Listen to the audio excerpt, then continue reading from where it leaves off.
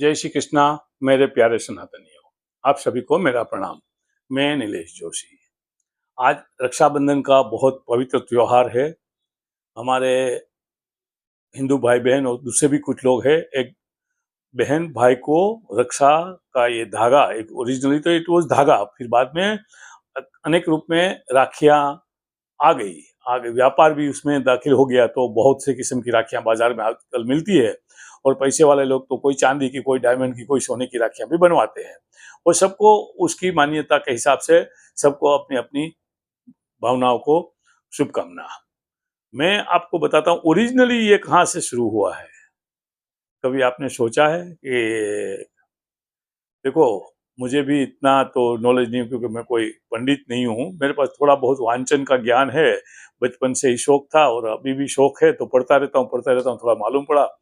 मेरे ख्याल से हमारे पुराणों के हिसाब से ओरिजिनली ये जो भगवान विष्णु वामन अवतार लेके पृथ्वी पे आए, बलि राजा ने जब भी देवों के पास से स्वर्ग पृथ्वी पाताल सब जीत लिए थे, यानी तीनों लोक के ऊपर उसका अधिपत्य था, वो राजा थे। तो भगवान ने वामन अवतार लेके उसके पास से तीन कदम पृथ्वी मांगी। तो पहला कदम उसने पृथ्वी को नाप लिया, दूसरा स्वर्ग को नाप लिया, तीसरा बोले मैं कहाँ रखूं। तो फिर बलि राजा तो बड़ा दानी था, तो बोला वो तो कहीं जगह नहीं, आप मेरे सर पे रख दो। भगवान ने उसके सर पे रख के उसको पाताल में भेद धकेल दिया। ठीक है।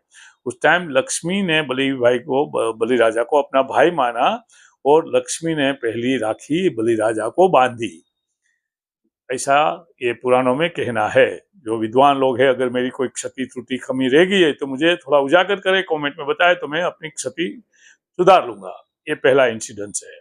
ठीक है। उस टाइम लक्ष्मी माता ने ये श्लोक बोला था, स्नेह दागम प्रति बांधामी सर्व काले यशः प्राप्नुहि रक्षा सौम्यताम्युपैश्वै संप्रदाय च सदा समृद्धिम।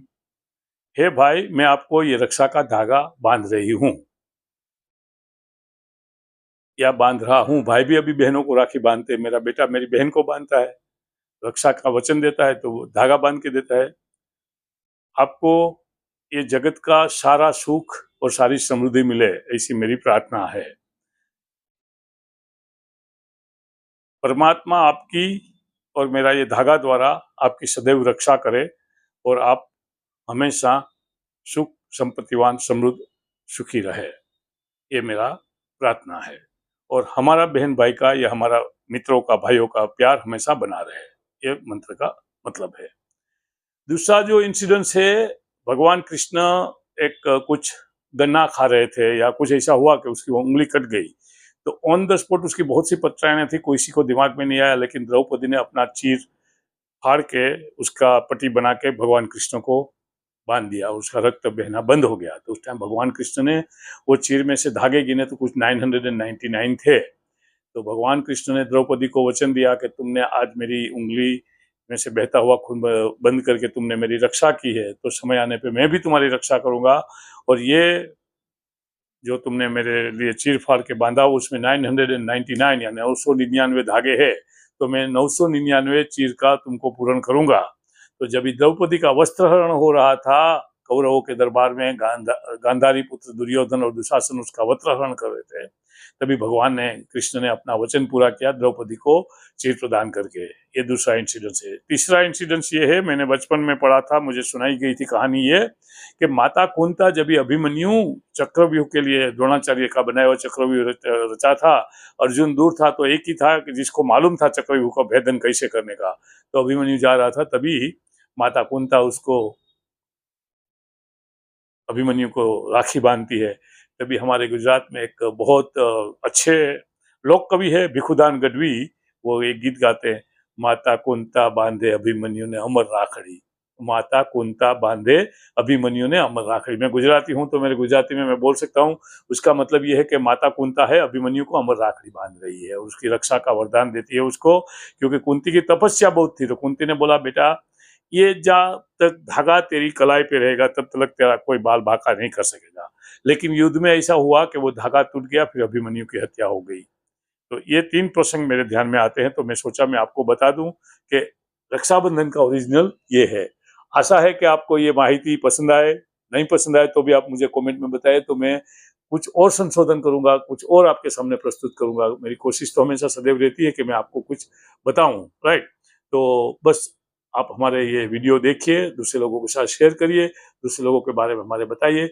ये चैनल आपका ही, आपके लिए ही है। ये चैनल सनातन शक्ति में खाली सनातन की और भारत माता की ही बातें होती है। सनातन की रक्षा कैसे की जाए, भारत माता को सशक्त कैसे किया जाए, हाँ बस। तो मैं आपको सभी को फिर से एक दफा वंदन करता हूँ, और आपको सबको रक्षाबंधन की शुभकामनाएं, बहनों को, भाइयों को, बड़े को, छोटों को, सबको। ये रक्षाबंधन कोई एक के लिए नहीं है। एक परसेप्शन अभी ऐसा हो गया कि बहन है ना भाई की कलाई पे राखी बांधती है, लेकिन एक मित्र भी मित्र की कलाई पे राखी बांध के वचन दे सकता है कि मैं तुम्हारी रक्षा करूंगा, और रक्षा करना चाहिए। ये एक प्रॉमिस है, राइट। जैसे प्रोमिसरी नोट लिखते हैं या चेक लिखते हैं, ऐसा ये है, रक्षा करनी चाहिए। लेकिन कोई कोई बहनें रक्षा बांध देती है ऐसे ही खाली बांधने के लिए, और वही भाई का नुकसान कर देते थे। ऐसा मत करिए, मित्र मित्र का भी नुकसान मत करिए, भाई भाई का भी मत करिए। और बहनें, तुम तो खास ध्यान रखोगे, तुम्हें तो ये बिल्कुल अधिकार नहीं है, क्योंकि तुम भाई को रक्षा का वचन देती है।